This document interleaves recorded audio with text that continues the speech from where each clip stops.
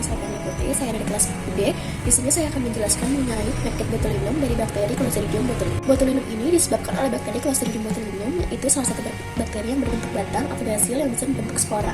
Bakteri ini itu hidup di tanah, debu, dan air serta bertahan lama karena sporanya tanpa air dan kondisi ekstrim. Bakteri ini bersifat anaerob, yang artinya hanya bisa hidup di tempat tanpa oksigen. Contohnya makanan kaleng yang tertutup rapat. Dalam kondisi ini, bakteri tersebut menghasilkan racun botulinum, yaitu neurotoksina sangat kuat yang bisa mengganggu sistem saraf manusia. Racun ini bekerja dengan cara menghambat sinyal saraf ke otot, sehingga otot tidak bisa bergerak dan menyebabkan kelumpuhan. Untuk sumber utama infeksinya itu ada 3. Yang pertama, ada yang makanan kaleng atau makanan fermentasi yang tidak dimasak steril. Yang kedua, luka terbuka yang terinfeksi dari tanah. Dan yang ketiga atau yang terakhir yaitu mengadu pada bayi di bawah 1 tahun, karena spora bisa tumbuh di usus bayi. Kemudian yang selanjutnya ada gejala. Gejalanya itu biasanya muncul 12-36 jam setelah racun masuk ke dalam tubuh, tapi bisa juga 6 jam sampai 10 jam tergantung dosis racun.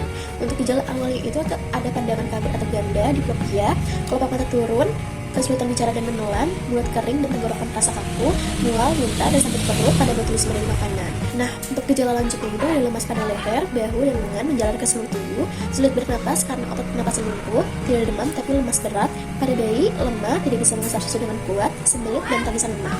Untuk pengobatan pertama ada pemberian antitoksin. Antitoksin botulinum diberikan segera mungkin untuk menyerahkan racun yang masih ada dalam darah. Antitoksin tidak bisa memperbaiki kelumpuhan yang sudah terjadi, tapi mencegah kerusakan lebih lanjut. Kemudian yang kedua ada perawatan medis. Pasien sering perlu dirawat di unit perawatan intensif atau ICU jika alat pernapasan lumpuh dibantu dengan alat pernapasan tanpa ventilator. Nah, yang ketiga ada pengobatan tambahan. Untuk botulisme luka dibersihkan terlebih dahulu baru diberikan antibiotik. Untuk botulisme bayi diberikan imunoglobulin khusus yaitu BIMBIK untuk menetralisir racun. Karena penyebabnya dari makanan dan lingkungan, pencegahannya itu berfokus pada kebersihan dan keamanan pangan. Untuk pencegahan pada makanan, jangan makan makanan kaleng yang mengembung, bocor, berkarat, atau berbau aneh.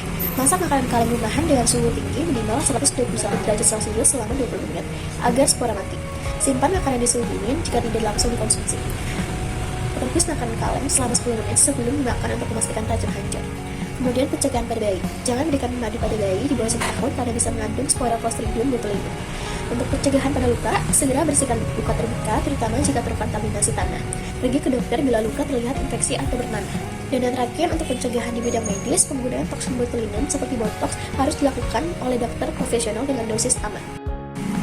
Sekian video dari saya. Wassalamualaikum warahmatullahi wabarakatuh.